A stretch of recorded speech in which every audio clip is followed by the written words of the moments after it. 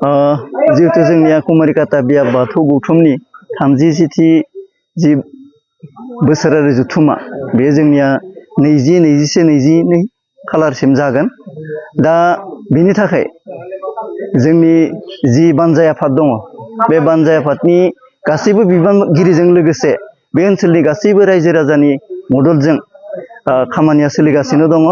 दिनै जि आफादनि थाखाय जि पेन्डेल बायदिसिना बानायनाय खामानिफोरा मथा-मथि जोंना 90% दावगाबाय।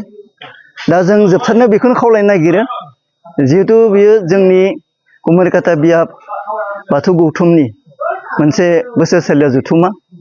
बे जथुमाखौ जोङो जोबोर गाजा गोमजायै मेहेरगोनां खालामनो थाखाय बे ओनसोलजों लोगोसे कुमारिकातानि गासैबो रायजोफोरा गोसो मोदोमै खामानि मावबोदों आरो बे लेखानो जोङो बयनिबो हेफाजाब मदद लानानै नैबे जि कुमारिकाता बियाब बाथौ गौथुमनि 37थि जि बोसोरसालिया जथुमा बे जथुमाखौ मेहेरगोनां खालामनो थाखाय जोंनि कुमारिकाता दख'रानि अनगायैबो गुबुन गुबुन जायगानिफ्राय मानगोनां बाथौ धोरोमजों लोगोसे गुबुन गुबुन धोरोमनिबो फैनानै जाहाथे जोंनि नैबे गोथार जि बाथौ धोरोमनि सायाव जि मेहेरगोनां मोनसे सावरायनाय जि मोनसे गाहाय आलासि बिथांमोननि जि बिबुंथि बे बिबुंथिफोरजों जोङो जोंनि धोरोमनि बाथ्राफोरखौ जोंनि समाजखौ दैदेनलांनायाव धोरोमनि माबादि गोनांथि दङ, जोंनि इयुन जोलैखौ जोङो माबोरै दैदेनलांनांगोन, जोंनि धोरोमनि गेजेरजों जोङो बर' हारिखौ माबोरैहाय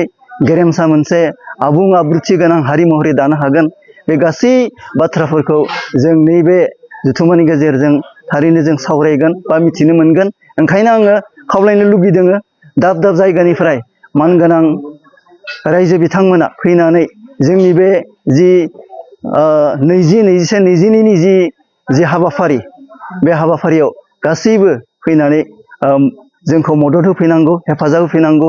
लोगोसे बिथांमोना जोंनि बेयाव फैनानै गासैबो हाबाफारिखौ जाफुंसारनायाव बिहोमा होफैनांगौ। बेखौ आं दिनै बे समाव रायजोनि जानानै गासैबो मानगोनां जोंनि रायजो बिथांमोनखौ खावलायबाय।